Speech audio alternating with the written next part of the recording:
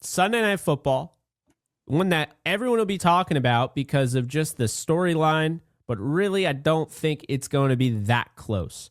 You have the Green Bay Packers heading to Jerry World to play the Dallas Cowboys, and this is the return of Micah Parsons since he's been traded. And of course, Jerry Jones came out and said we're not going to celebrate him at all. There's going to be no ceremony, nothing, no slideshow, PowerPoint, nothing, right? I have never heard of this ever.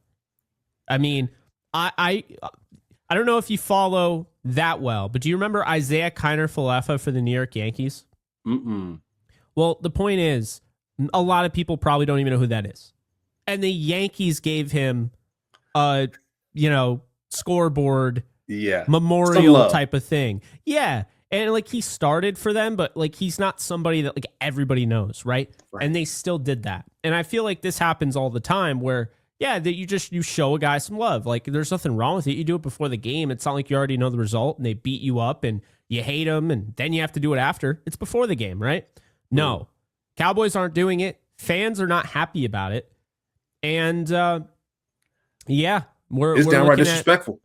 It is disrespectful. It really is. I don't think it's a good look for free agents, incoming free agents.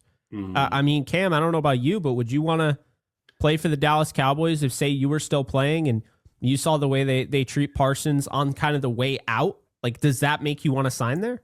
Not at all, Jake, because you think about it, too, when Parsons was being covered, he said it was stressful, like he wasn't really sleeping like that, and that's not anything that you want to be a part of. And you just take this out of the football context, Jake. If you're just a 9-to-5 worker, you want to negotiate, have a good workplace to go to, if you want to get a promotion or a raise, like what does this look like?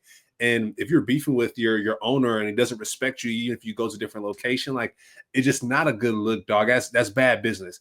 Cowboys are bringing in dollars, but they're not really building up the social equity, I think, with their players, with their fan base. And it's about that time for Jerry to shake loose. So in saying that, Jake, I got the Packers winning this one because it's a revenge game. I feel like I got the Packers winning this one 27-21. The Cowboys defense, their defensive backs aren't cutting it like we mentioned. These past few games, they've been getting torched, and so I think they're going to get torched this game. I think Micah Parsons is going to have a field day with that offensive line. He's seen them for multiple years. He kind of knows what their weaknesses are. So Gary and himself, I think they're going to have a field day back there. But I got the Packers winning this one. Yeah, I agree completely. Not just the revenge aspect. I just think the Packers are just way better.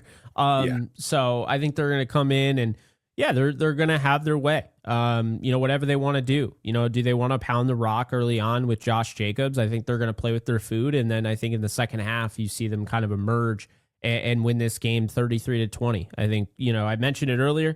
I think Jordan Love is going to be one of the top performers of the week and the top performer of all quarterbacks in the league.